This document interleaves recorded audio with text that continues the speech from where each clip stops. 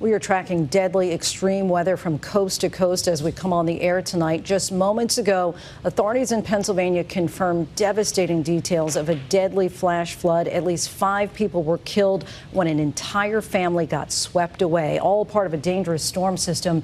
In Hillsborough, New Hampshire, water caused this road to buckle.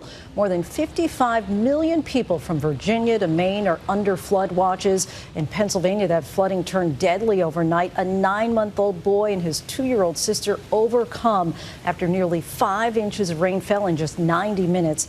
The storm is also wreaking havoc on air travel. More than 1,300 flights canceled. The dangerous threats continue through the night and into the start of the work week. California firefighters are battling several wildfires tonight. More than 80 million Americans from Washington state to Florida remain under heat alerts. We have team coverage for you tonight. Rob Marciano is standing by, but we begin with ABC's Jacqueline Lee in the flood zone. Tonight, torrential rain and dangerous flash flooding slamming the Northeast. Dramatic new video from Manchester, New Hampshire, showing first responders rescuing a driver from rising floodwaters. This video showing the moment flooding caused this road to buckle in Hillsborough. Tragedy unfolding in Bucks County. Nearly 5 inches of rain falling in 90 minutes Saturday, unleashing a violent flash flood. At least 5 people killed. Moments ago, authorities confirming a South Carolina family swept away in their car on their way to a barbecue. As they tried to escape the fierce floodwaters, Dad took his 4-year-old son, while the mother and the grandmother grabbed the 2 additional children, ages 9 months and 2 years.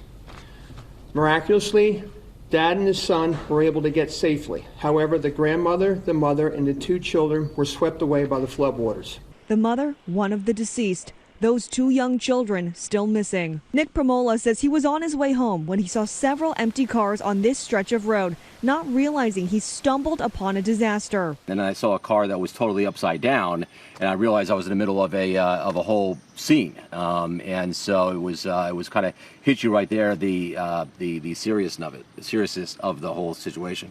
As Premola walked along the line of cars, facing all different directions, he came across this black one. You saw 2 car seats. 2 car seats. The windows were all open in the car. I heard that there were some kids missing with parents and so forth, and I was just hoping to God that it wasn't that specific situation. Lindsay, police remain on the scene here in Bucks County. In the last 24 hours, more than 150 people have been searching for those 2 children. The relentless rain leaving the ground saturated, meaning any additional storms could cause more flooding. Lindsay. Just heartbreaking stories there, Jacqueline. Thank you. And let's get right to our senior meteorologist, Rob Marciano, who's tracking it all again tonight. Rob, time out this flood threat for us. Well, Lindsay, that rain that was in Pennsylvania yesterday really came into the Northeast and New England with a vengeance today. We saw over 4 inches of rain in a corridor from Islip to New Haven, Hartford, up the Connecticut River. And we still have flash flood warnings that are posted for eastern New England as that rain continues to train over the same areas, the same saturated areas with very high river levels. And you can see there'll still be some storms that bubble up tonight, but generally speaking, things will end after 2 or 3 o'clock in the morning. But as again, saturated ground, high river levels, slow to recede, and a little bit more rain coming later in this week. Lindsay. And Rob, of course, we've been talking about this record-breaking heat in the west for days. It's peaking now. 80 miles east of Los Angeles, firefighters are battling several wildfires that have destroyed homes and property and forced some evacuations. First responders are dealing with a dangerous combination, fighting the flames in the midst of that extreme heat. And we know tens of millions of people are in the danger zone tonight.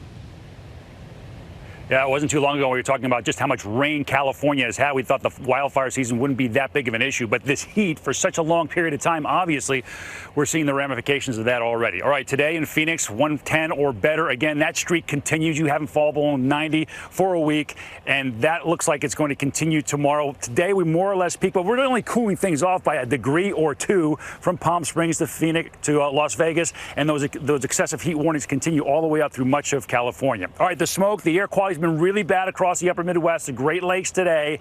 Matter of fact, air quality alerts are now in for areas that have flood watches in the Northeast because you see that plume of smoke will be heading east during the day tomorrow, and air quality will be going downhill for millions here in the Northeast. Lindsay? Rob, thank you.